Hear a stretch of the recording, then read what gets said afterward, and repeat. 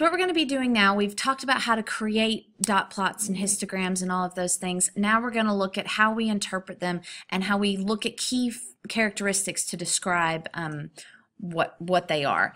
So visual displays can be described by their shape. The first thing we're going to talk about is the spread of the distribution. This refers to the variability of the data. How spread apart is it? So we've already talked about how to calculate measures of variability like mean, absolute deviation, and range. Now we're going to look at, once it's on a visual display, how can we look at those things by just seeing it. So if the data cluster all around a single central value, then the spread is considered small. Numerically, this would mean you have a low range or a low mean absolute deviation. The further the observations fall from the center, the larger or the greater the spread of variability. So this would be a high mean absolute deviation or a high range or IQR.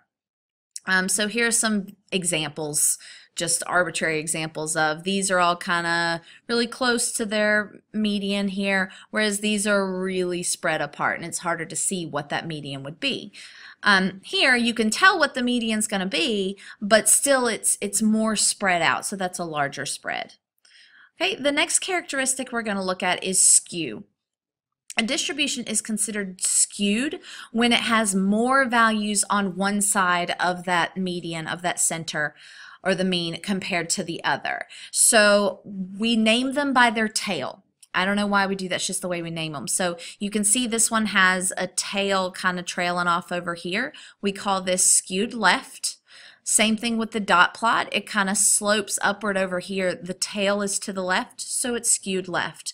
One thing we can know about a data set is, without calculating it, if you look at a data set and it is skewed left, so it's got a tail on the left, then the mean is going to probably be less than the median.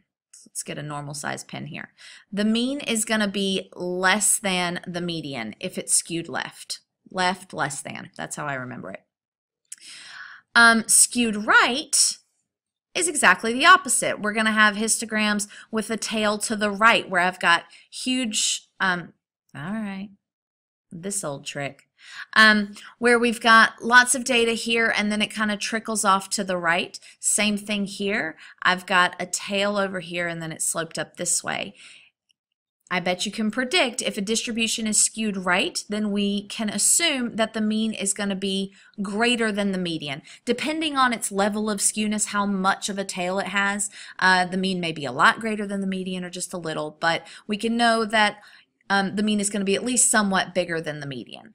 Now, if you've got a data set that looks nice and symmetric, that kind of looks like a parabola. Sometimes you'll see this referred to as a normal curve or a bell curve. This is a symmetric set of data. You've got your median here and you've got approximately the same number of data points falling above and below that, that middle peak there. In this case, we can assume that the mean and median are about the same. Okay, it's, you know, statistics has a lot of kind of drawing conclusions based on data, and it's never exactly, or it's rarely exact.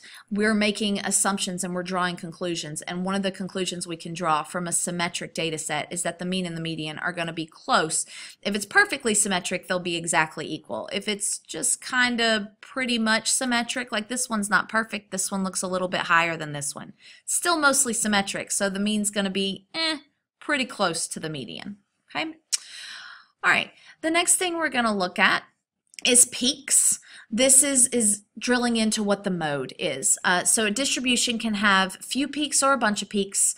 A peak is just an area of a distribution that has more data values than the other parts. So it's like you can see the mode visually. So we call it unimodal. Again, there's that root word of mode. If a distribution has just one peak.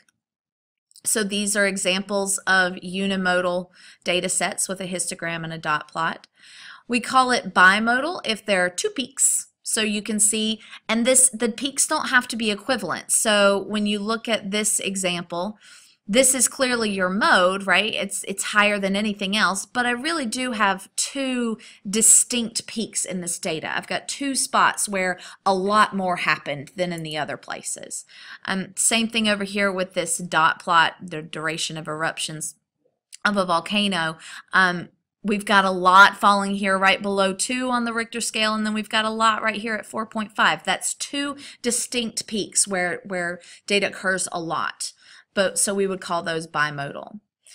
Also, sometimes you'll see ones that look like this. It's kind of rare. They're kind of crazy. But a distribution is considered uniform, is what we call it, when it's kind of across the board the same. So the data is sort of evenly spread across the range. And that would be a uniform data set.